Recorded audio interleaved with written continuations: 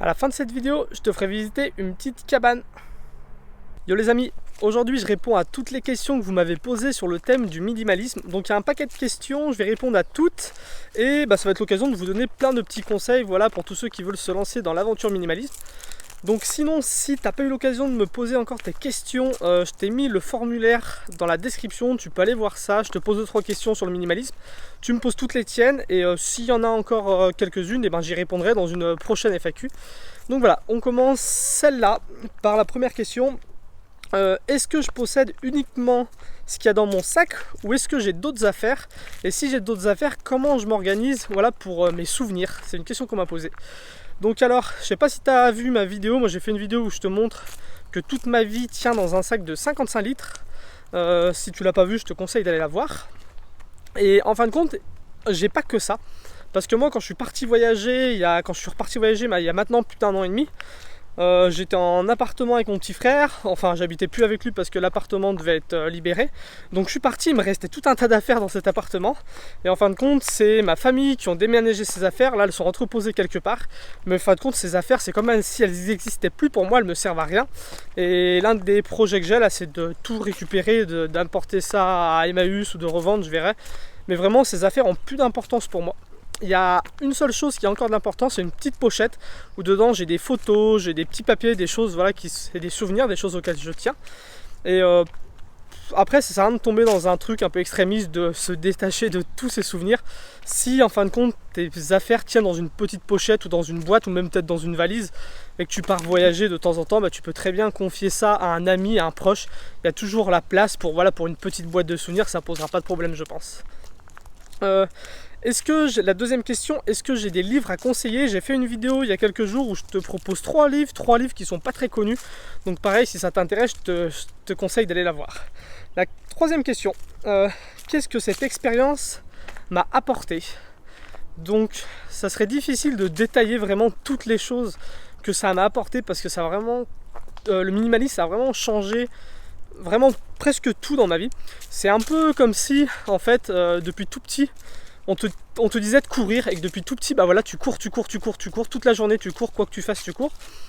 Et un jour, il y a quelqu'un qui arrive et qui te dit, mais qu'est-ce que tu fais? Tu sais, t'es pas obligé de courir, tu peux marcher et la vie quand tu marches, elle est meilleure, tu verras, tu prendras plus le temps de voir les choses, tu seras moins fatigué, tu seras moins stressé, tu auras moins mal à tes muscles, tu auras moins mal à tes articulations. Et d'un seul coup, tu te dis pourquoi pas, je vais essayer, tu te mets à marcher.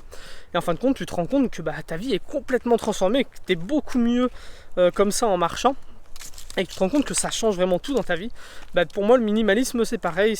Depuis tout petit, on nous apprend à gagner de l'argent, à consommer. Et puis un jour, voilà, il y a quelqu'un qui te dit, écoute, en fin de compte, t'es pas obligé de consommer autant, t'es pas obligé d'accumuler autant de choses dans ta vie, et tu verras peut-être que ta vie sera meilleure. Et en fin de compte, tu fais cette expérience-là, et tu te rends compte que ça change tout dans ton quotidien, que t'es moins prisonnier, t'es beaucoup plus libre. Enfin, il y a plein de choses qui changent, et donc voilà, moi, ça a vraiment changé énormément de choses dans mon quotidien. La prochaine question, votre cheminement minimaliste est-il également lié à un cheminement spirituel? Alors moi, ça serait plutôt l'inverse. Je suis pas vraiment dans un cheminement spirituel, mais j'aime bien m'inspirer de la spiritualité quand j'en ai besoin pour mon propre cheminement. Donc voilà, j'ai plutôt lu des choses comme des livres sur le bouddhisme, sur le zen, pour m'intéresser, pour apprendre des choses sur le minimalisme, pour m'aider à être de plus en plus minimaliste. Donc voilà, c'est pas vraiment mon cheminement minimaliste qui m'aide dans mon cheminement spirituel, c'est plutôt le petit cheminement spirituel qui va m'aider dans mon cheminement minimaliste. Avez-vous une demande plutôt minimaliste ou plutôt essentialiste? Alors, je saurais pas trop te dire, pour moi c'est à peu près pareil. Moi le minimalisme, je vois vraiment comme vivre avec seulement l'essentiel, avoir un certain équilibre. Donc voilà, minimalisme, essentialisme, équilibriste, pour moi c'est un petit peu pareil.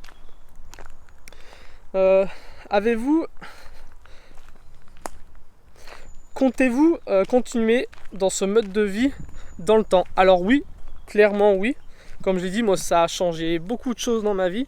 À la base c'était une expérimentation et ça a vraiment que des que des aspects positifs dans ma vie, donc c'est clair qu'on va continuer dans ce cheminement-là. Après, à dire que je vais continuer à vivre toute ma vie avec un sac de 55 litres, ça serait mentir, parce qu'en fin de compte, pour l'instant c'est adapté à mon mode de vie, mais mon mode de vie va changer. Et je pense qu'il faut adapter faut adapter le minimalisme à son mode de vie quand il change. Nos besoins changent avec le temps. Donc il ne faut pas rester dans un truc fermé en disant je veux avoir le moins d'objets possible et tout. Il faut surtout adapter son minimalisme à son quotidien. Je pense que c'est important, nos besoins changent, il faut commencer par savoir de quoi on a besoin et répondre à ses besoins et pas... Et voilà, je pense que j'ai répondu. Il y a des questions de Jérémy. Alors, quel a été le déclencheur pour que tu deviennes minimaliste et as-tu fait ça en plusieurs étapes? Alors moi j'ai déjà expliqué, le déclencheur ça a été le jour où je suis parti voyager pour la première fois. Avant j'étais vraiment comme tout le monde, je consommais beaucoup, j'avais des choses plein les placards, j'avais une cave et un garage, tout était blindé. Donc voilà, j'étais vraiment comme tout le monde et puis j'ai été obligé de faire tenir ma vie dans un sac à dos vu que je partais voyager, j'avais pas le choix. Et en fin de compte, c'est sur le coup, ça m'a fait vraiment bizarre et puis c'est après quelques temps de voir qu'en fin de compte j'avais besoin de rien pour vivre, j'avais un sentiment vraiment de liberté. Juste, je me rappelle, il y a un truc qui m'avait marqué, c'était le fait de ne plus avoir les clés d'une maison. Et pour moi c'était genre mes clés je les perdais tout le temps, c'était genre la catastrophe. Et du coup je me suis dit c'est bon, j'ai plus besoin de m'embêter avec les clés, il y a plein de choses que j'avais pu et j'ai été beaucoup plus libre. Et à ce même moment, en fait quand je suis parti voyager, je me suis retrouvé au fin fond des Cévennes et il y a quelqu'un qui m'a prêté le livre La sobriété heureuse de Pierre Rabhi. Et je pense qu'à ce moment-là je me sentais bien dans ma peau, je me sentais vraiment bien, le fait de m'être détaché du matériel. Je me suis rendu compte que c'était quelque chose de positif. À ce moment-là, j'ai lu ce livre qui m'a sûrement planté une petite graine dans la tête. Cette graine a germé, je l'ai arrosée, elle a poussé. Aujourd'hui, je suis persuadé que le minimalisme, c'est quelque chose de bon pour moi. Et c'est comme ça que j'en suis venu au minimalisme. Il me demandait, j'aimerais aussi un détail en nombre de ce que j'utilisais plus. Ça, c'est un peu compliqué à dire, mais franchement, j'étais comme tout le monde. J'avais une télé, un ordinateur, un téléphone. Maintenant j'ai plus qu'un téléphone parce que pour moi je peux faire tout ça qu'un téléphone. J'avais des habits plein les placards, j'avais énormément de choses, j'avais même plus que la moyenne je pense parce que j'avais une cave, j'avais du matériel de jardinage, j'avais du matériel pour travailler, pour faire des chantiers de plomberie, enfin j'avais plein de choses et la majorité des choses ne me servaient pas, je les stockais juste parce que j'avais de la place et je les stockais juste au cas où. Et en fin de compte maintenant je ne stocke plus rien au cas où. Il y a un truc qui est important aujourd'hui dans ma vision du minimalisme, c'est de me dire que en fin de compte tout est disponible. Si tu as besoin de quelque chose, tu peux te demander est-ce que je peux pas remplacer quelque chose par cette chose parce que j'ai déjà. Imaginons, je sais pas, tu veux te lancer. C'est quelque chose que j'ai vu il y a pas longtemps, je voulais me lancer, je voulais me remettre à dessiner. Et en fin de compte, tout de suite, j'ai été voir pour acheter une boîte de crayons de couleur aquarelle. Je voulais faire des croquis, 2-3 crayons pour faire du sketching. Enfin, je voulais acheter plein de trucs. Et puis, je me suis dit, attends, avant de commencer à acheter des choses, regarde plutôt ce que tu as. J'avais un stylo bille, j'avais un carnet, donc je me suis mis à dessiner un petit peu. Et puis, au bout de 2 semaines, l'envie de dessiner m'est passée. Donc voilà, et je me suis dit, en fin de compte, j'ai bien fait de procéder comme ça, de ne pas acheter tout de suite. Parce que j'aurais dépensé de l'argent pour rien, j'aurais acheté des affaires, je me serais encombré d'affaires pour rien. Et en fin de compte, c'est quelque chose que je te conseille. Si tu as un nouveau besoin qui apparaît, regarde déjà si tu as ce qu'il faut, peut-être dans tes placards, si tu as ce qu'il faut, si quelqu'un peut même te le prêter ou si même tu peux le louer au début, ça coûte moins cher que d'acheter pour rien. Donc voilà, réfléchis plutôt comme ça. Et si vraiment au bout de quelques temps, ce besoin persiste, tu vois que ça serait que tu aurais meilleur compte d'investir dans un objet parce que tu en as vraiment besoin, et dans ce cas-là investis, mais tout le temps commence par te dire est-ce que tu peux faire, enfin bref, tu m'as compris, je vais pas le répéter. Jérémy il m'a demandé, c'était les questions de Jérémy, voilà. Après il y a les questions de Sophie qui m'a demandé ah oui, Sophie elle m'expliquait qu'en fait il y a plein de gens, elle a récupéré plein de bouteilles d'alcool que des gens se débarrassaient, donc elle les a récupérées et aujourd'hui elle a un mini-bar qui est plein de bouteilles d'alcool. Et elle ne boit plus d'alcool, ou en tout cas elle ne boit plus ces alcools-là, elle voudrait savoir comment s'en séparer. Et moi je pense que la meilleure chose que tu puisses faire, Sophie, c'est d'ouvrir ton placard, ton mini-bar à alcool, tu prends les bouteilles d'alcool, tu les vides dans l'évier. Comme ça, tu t'es débarrassé d'alcool, tes bouteilles ne te serviront plus à rien, tu les emmènes dans un bac de recyclage. Et pourquoi moi je te conseille de jeter ça? C'est parce qu'en fin de compte, il y a beaucoup de gens qui vont te dire il faut pas jeter, il faut recycler, il vaut mieux donner à quelqu'un, sinon c'est du gaspillage. Et moi je pense vraiment que le gaspillage, ça commence au moment où tu achètes quelque chose qui sert à rien. On achète tous des choses qui servent à rien. Le fait de les mettre à poubelle, c'est pas à ce moment-là qu'on gaspille. Le moment où on gaspille, c'est le moment où on achète. Et je pense que jeter quelque chose à la poubelle, eh ben, ça te fait prendre conscience de tes erreurs. Et voilà, on apprend tous de nos erreurs. Tu vas te dire, bah voilà, j'ai fait une erreur en ayant récupéré cet alcool. Et comme ça, tu le feras plus. Moi, j'ai fait cette expérience il n'y a pas longtemps. Il y a une personne qui m'a donné plein de caleçons, des boxers. Et je me suis dit, bah, je vais les récupérer. C'est dommage pourquoi pas les récupérer. Et puis en fin de compte, je les mets pas. Et ben maintenant, voilà, il faut que je m'en débarrasse. Donc je les ai pas achetés, je les ai donnés à quelqu'un d'autre. Mais en fin de compte, ça va m'apprendre à la prochaine fois que quelqu'un voudra me donner quelque chose, je vais me dire attends, est-ce que j'en ai besoin maintenant? Non, donc je les prends pas. Et voilà, jette tout cet alcool et ça t'apprendra à récupérer des choses dont tu n'as pas besoin. Et Sophie, elle me demandait aussi comment gérer le rangement. Enfin, tu as un disque dur externe qui est plein de musique, de photos, de documents et tout. C'est un peu le bazar. Elle aimerait une astuce pour pouvoir ranger tout ça. Et ça fait un petit peu partie du minimalisme aussi, le rangement. Et moi, Sophie, si je pouvais te donner un conseil, c'est il y a un truc qui existe, ça s'appelle l'effet cumulé. Je sais pas si tu connais. En fait, l'idée, c'est de te dire, si tu fais une petite action tous les jours, à la fin de l'année, eh ben, ça va avoir un gros impact dans ta vie. Tu vois, c'est comme moi, par exemple, avec ma chaîne YouTube. En fin de compte, des fois, tu peux te dire, bah voilà, c'est compliqué d'avoir une chaîne, il faut faire des vidéos, il faut faire ci. Et la seule chose que je fais, que j'essaye de faire tous les jours, c'est d'apprendre des choses, d'écrire et de filmer. Donc c'est quelque chose qui va me prendre par exemple 1 heure. Et en fin de compte, à la fin de l'année, bah, j'aurais peut-être mis 200 vidéos sur ma chaîne YouTube et ça aura un gros impact. Et pour utiliser ce petit truc, cette petite astuce, et ben, ce que tu peux faire, c'est tout simplement te dire, bah voilà, 10 minutes par jour, je vais ranger mon disque dur. Donc à la fin de la semaine, tu auras passé 60, tu auras passé plus d'1 heure à ranger ton disque dur. À la fin du mois, tu auras passé 4 heures en tout à ranger ton disque dur.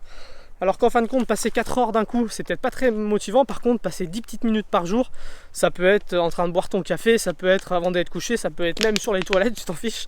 Et le faire 10 petites minutes par jour, et ben, ça peut te permettre, comme ça, de ranger ton disque dur facilement. Donc moi, c'est vraiment quelque chose que j'applique, ça, à l'effet cumulé. Faire un petit truc tous les jours et au bout de quelques mois tu verras que ça t'aura impacté énormément. Maintenant je vais passer aux questions de Loas. Loas il me demandait, ah oui c'était sur les loisirs, est-ce que j'ai des loisirs, comment je fais pour les pratiquer en voyage et quelle est ma vision du loisir en général dans la vie minimalisme. Donc avant de répondre à ces questions, je voudrais dire que normalement là je devrais arriver dans une petite cabane qui se trouve dans la nature. Et je vais essayer de te la montrer si je la trouve. Donc alors, est-ce que j'ai des loisirs? Oui, j'en ai plein. Comme faire des vidéos avec mon téléphone, faire de la photo. Enfin, il y a plein de choses que j'aime faire.